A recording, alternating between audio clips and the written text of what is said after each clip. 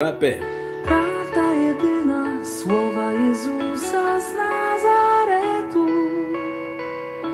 że swego Syna posłał z niebios Bóg na świat.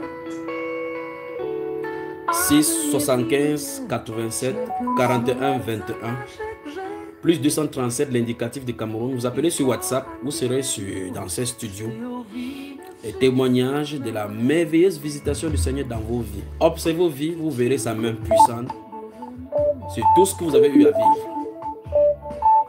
Tout ce que vous avez eu à vivre. Quelqu'un se trouve en ligne. Tu as la parole. Il ne pose pas de questions. Shalom, mon frère. Shalom.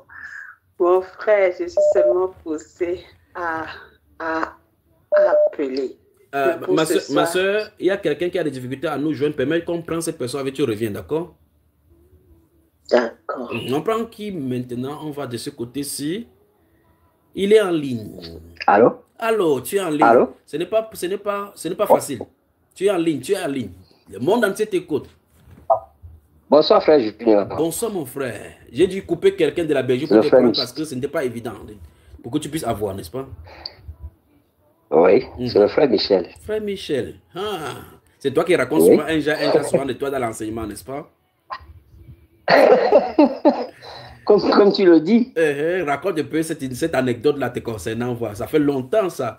Raconte un peu cette anecdote pour ceux qui ne comprennent pas. Tu te souviens de cela? En fait, je voudrais d'abord confirmer ce que venait de dire le frère Constant. Tu l'as écouté? Parce que j'ai été moi-même témoin de tout ce qu'il a dit. Oui. Et je pense que, comme disait quelqu'un tout à l'heure, il faut avoir l'Esprit de Dieu pour savoir discerner qui vient de Dieu et qui n'est pas de Dieu. Absolument. Oui.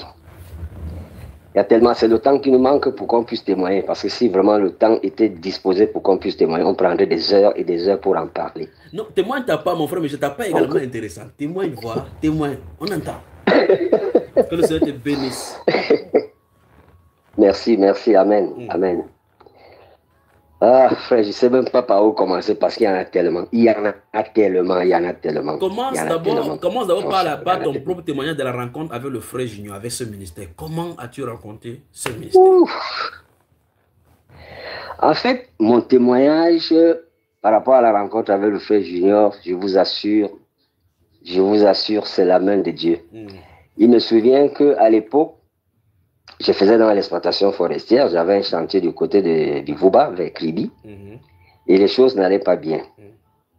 Alors je suis rentré, j'étais à la maison, j'ai commencé à me battre, j'ai commencé à me débrouiller. Et puis un jour, pendant que j'étais couché dans ma chambre, j'entends une voix qui m'appelle. La voix me dit, Michel, cherche-moi. C'était la première fois que j'entends une voix venue de nulle part m'appeler. C'est comme ça que je me lève. Je sors.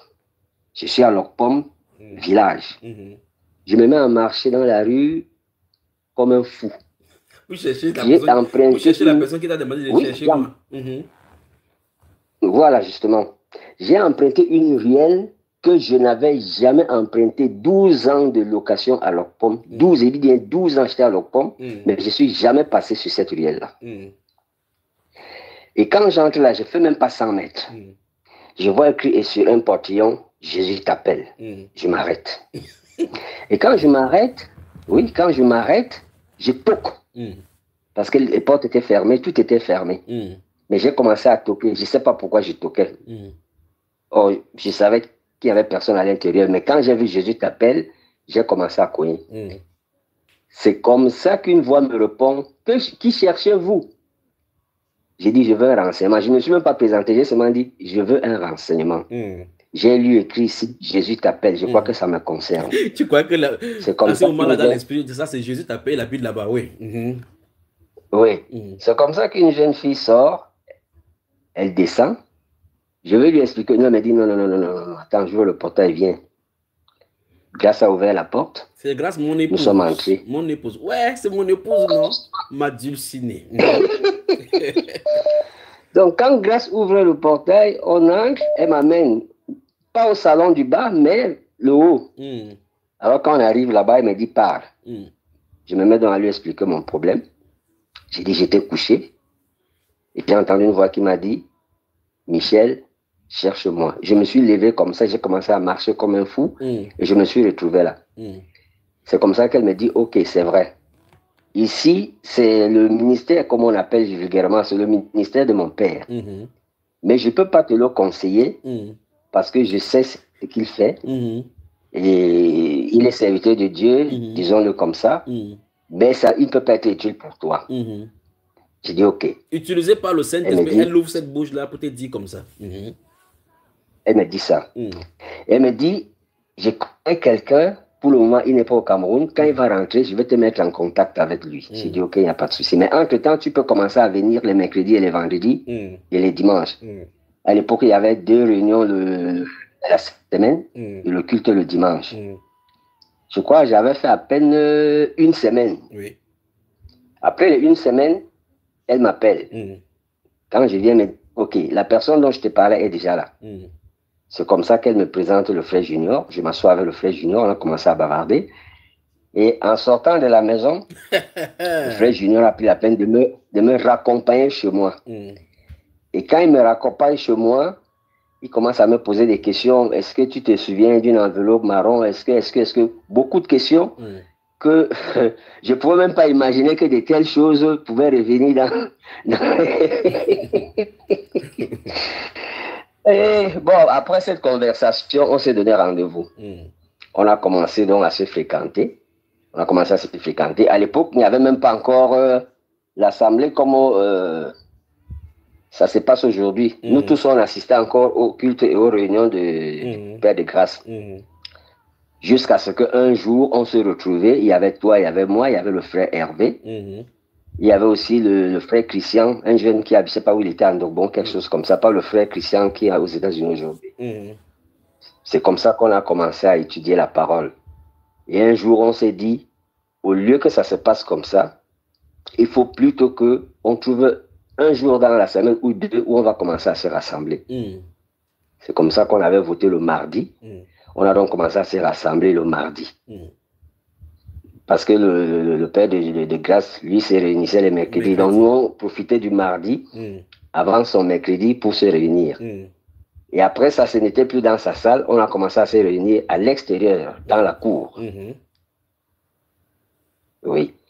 Donc, le reste, c'est un peu long, Parle-nous il y a une affaire de voitures là-bas que même depuis la Côte d'Ivoire, les gens connaissent. Parce que les gens de la Côte d'Ivoire connaissent, ils suivent ça méticuleusement. C'est de toi dont il est question, non? Justement. Et un jour, pendant que j'étais en train de causer avec le frère Junior, quand il me raccompagne, il me dit, je vois une voiture rouge. Moi, dans ma tête, je me pose des questions. Pour le moment, je n'ai pas d'argent, j'ai rien, mais la voiture sort d'où? Il me dit, je vois une voiture rouge. Je crois quelques semaines après, je me retrouve à Yaoundé. Je suis allé accompagner mes enfants chez une de mes belles nièces.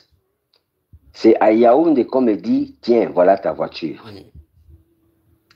J'ai dit, Seigneur, qu'est-ce que tu es merveilleux. Elle avait quelle couleur? Qu'est-ce que tu es merveilleux. La couleur rouge, justement.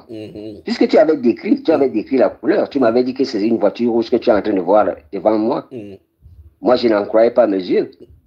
Parce que je me demandais où est-ce que j'allais prendre l'argent pour acheter une voiture. À l'époque, vu la situation dans laquelle j'étais, tout ce que je faisais ne marchait pas, n'aboutissait pas. Mais, par la grâce de Dieu, cette voiture est arrivée. Sauf que, quand cette voiture arrive... c'est la partie qui est la plus intéressante dans ton histoire là-bas. Oui. Quand cette voiture arrive, elle me détourne de la foi, elle me détourne du Seigneur.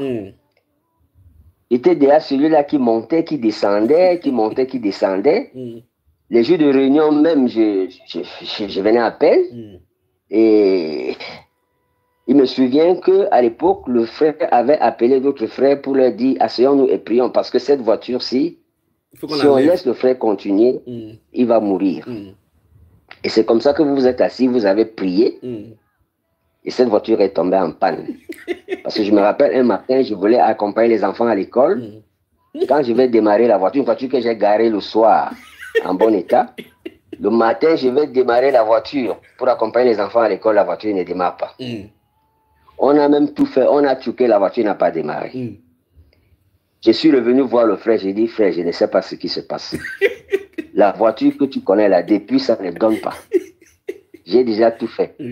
Au lieu que le frère m'aide à prier pour que la voiture on trouve des solutions pour la voiture, lui il se moquait plutôt de moi parce qu'il savait ce qu'ils avaient déjà fait. Et cette voiture est restée garée. On a cherché les pièces dans tout le Cameroun, on n'a pas pu trouver.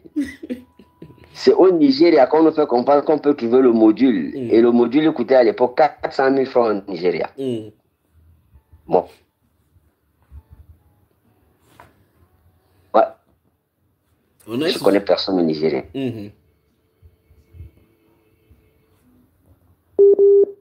On a un problème de connexion là avec le frère Michel. Ça va se rétablir. Donc, je vais vers le frère du frère, je ne sais pas. Est-ce que c'est la poisse? Qu'est-ce qui se passe avec cette voiture? Le frère ne me dit rien. Mais c'est bien après les témoignages que j'ai compris que c'était par la volonté de Dieu, à travers la prière des frères, que tout cela était arrivé. Donc un jour, tu écoutais les enseignements avant d'entendre ça dedans.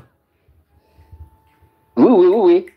Et quand je tombe malade, quelqu'un que je ne connais même pas, mais qui était mon voisin, est allé chercher les biafrais pour venir démonter cette voiture et la vendre en pièces détachées. Et je suis venu chez toi, tu demandais, frère Michel, tu ne vois pas que tant que tu vends les voitures en pièces détachées, tu ne savais pas que c'était la direction du Seigneur.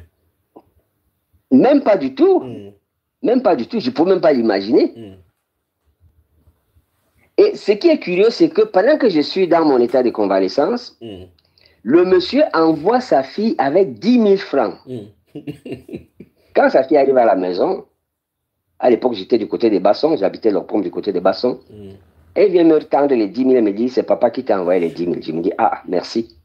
Peut-être comme il sait que je suis malade, c'est pour cela qu'il m'a envoyé les 10 000.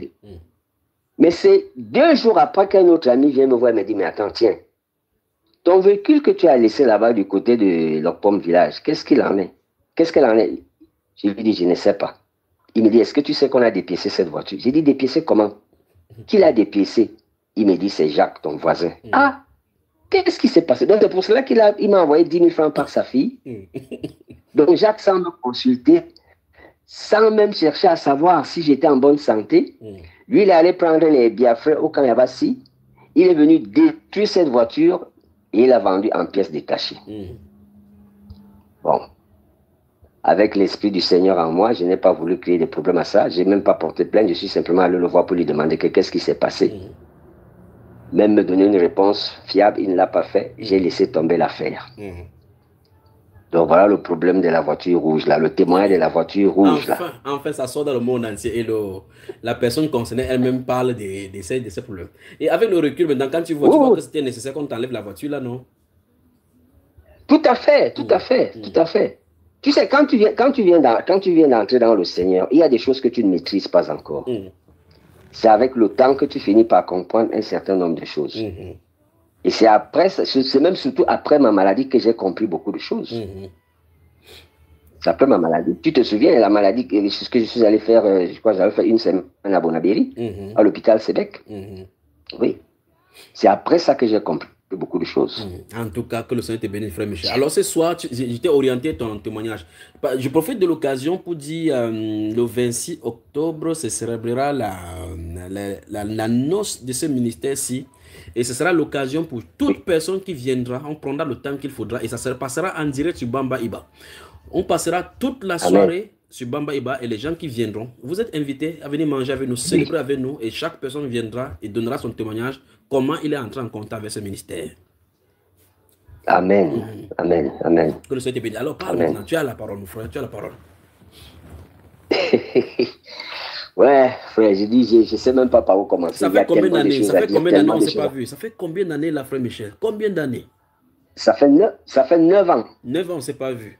Le Seigneur est merveilleux. 9 ans, on ne s'est pas vu. 9 ans. Oui, j'espère que le 26, donc tu feras le...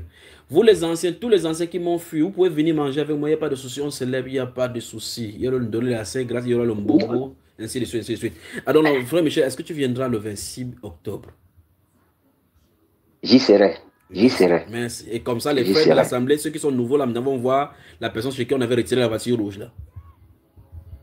J'y serai, j'y serai, j'y serai. Que le Seigneur te bénisse. Que le Seigneur te bénisse. J'y serai. Amen, amen, amen, amen, amen. Il y a tellement de merveilleux moments qu'on aimerait raconter, tout ce qu'on a fait ensemble, les enseignements, les baptêmes, tout ça. Frère, je sais pas. Quand le frère Constant parlait tout à l'heure, il ne sait pas combien de fois ça m'a donné de la joie dans le cœur de se souvenir encore de ce passé-là. Franchement. Ceux qui pensent aujourd'hui que c'est le faux, j'ai dit c'est bon. Que le Seigneur le leur pardonne. Que le Seigneur le leur pardonne. Franchement. On ne fait même pas nous avons vu ça. On ne fait pas cas de ça. Pardon? Il dit on ne fait même pas cas de, il faut qu'on avance. Tu dis? Oui, il dit qu'on ne fait pas cas de, on avance, n'est-ce pas mon frère? Justement. On a commencé ensemble, on a cheminé ensemble, on a vu les merveilles du Seigneur, on a vu les prouesses, on a tout ce que le Seigneur a fait au travers de tes mains, vraiment, on a vu. Et on a accepté, on a cru que le Seigneur est véritable. Amen. Le Seigneur est véritable. Ceux qui ne te connaissent pas peuvent dire n'importe quoi, mais nous qui te connaissons, qui avons commencé avec toi, je crois qu'on partout aujourd'hui, on peut témoigner. On peut témoigner vraiment de la grandeur de Dieu au travers de toi, mon frère. Amen. Amen. Franchement. Que l'honneur... Toi et moi, on a fait des choses inimaginables. On est allé à Ibolova. Où est-ce qu'on n'est pas allé? On est allé du côté d'Afano, dans le village de Mama Flou. Qu'est-ce qu'on n'a pas fait ensemble? Il faut raconter jusqu'à ce qu'on est sorti là-bas. Je crois qu'il raconte souvent ça. On est sorti sur la moto. Il y avait la pluie. On a changé de vêtements avec la poussière. Oui. Le 26, tu vas nous raconter ça à Agnété ou c'est Agnété, Vekam. Agnété. Très bien. Donc tu vas nous raconter ça en live quand tu seras là, n'est-ce pas mon frère Michel? Il n'y a pas de souci, mon frère. Il n'y a pas de souci. Que le Seigneur te bénisse. Que le Seigneur te bénisse. Merci, amen. Amen. Merci beaucoup. Amen. Merci beaucoup. Merci. Y a-t-il encore quelque chose que tu voulais ajouter? Un sujet de prière? Tu n'as pas un sujet de prière là sur le cœur, frère Michel? Oui, un sujet de prière juste pour soutenir mon ministère. Demander encore davantage au Seigneur de me donner la sagesse, qu'il me remplisse encore de plus en plus pour continuer à conduire son peuple dans la vérité. Frère Michel, parce que oui. Quand tu vas venir ici le 26, il y a une grâce que je réserve pour toi. Quand tu vas rentrer, on va entendre parler de toi, d'accord? Amen. Permets que les gars ton paquet au frère, d'accord? Il n'y a pas de souci, mon frère. Merci beaucoup. Que le Seigneur te bénisse. Que le Seigneur te bénisse. Amen. Amen. Amen. Merci beaucoup pour cette merveilleuse soirée que vous me réservez. Merci aussi. Merci. Le 26 octobre 2024, plaise au Seigneur, 15 ans que nous cheminons ensemble avec le Seigneur. Que des témoignages des gens. Alors, celle-là, elle est vigilante. Ma soeur Mireille, tu es vigilante. J'avais oublié que je t'avais mis en